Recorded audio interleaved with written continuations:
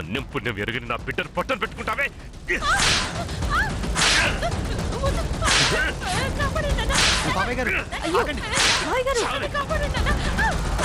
ఎవరు కాపాడుతాను?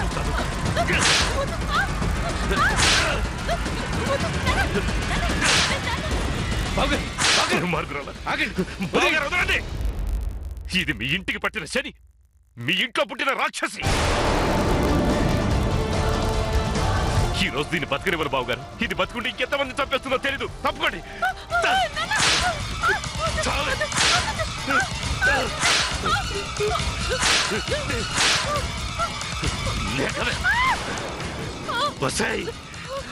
ఎంత పాపిచ్చి పనిచేశావే. ఇన్నాళ్ళు చాలా ఓర్చుకున్నాను. నీ పగ పామై నా బిడ్డను చుట్టుకున్నా. నువ్వు మారుతావని మౌనంగా ఉన్నాను, మారావని నమ్మాను. కానీ ఈరోజు నా ప్రాణానికి ప్రాణమైన నా బిడ్డను నాకు దూరం చేశావు కదే. అలాంటి నువ్వు ఈ భూమి మీద బతకడానికి వీల్లేదు.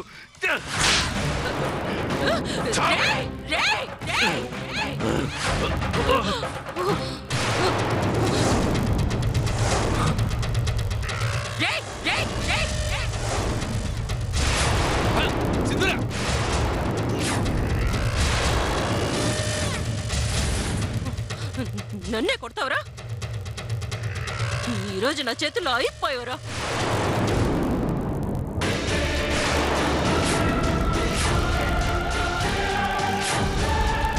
నిన్ను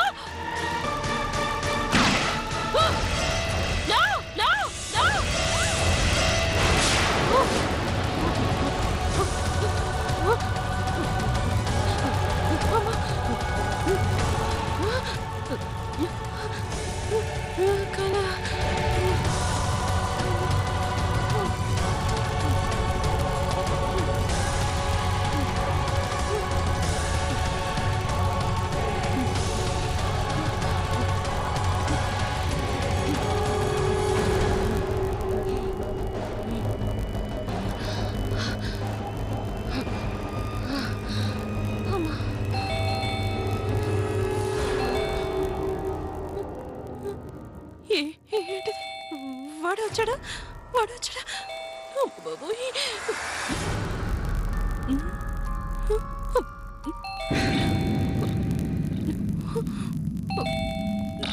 అయ్య బాబోయ్, ఏంట్రా బాబోయ్ ట్విస్ట్?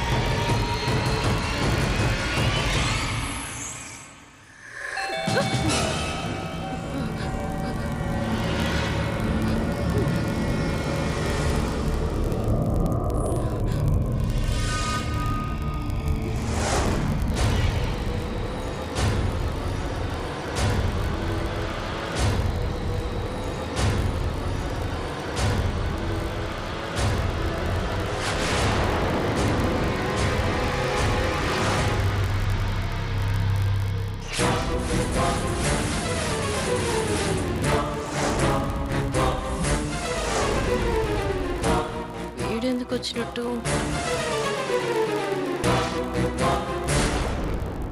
ఇంట్లో ఇంకెవరున్నారు? అడుగుతుంది మిమ్మల్ని. ఎవరున్నారు చెప్పండి. ఇంట్లో ఎవరున్నారు?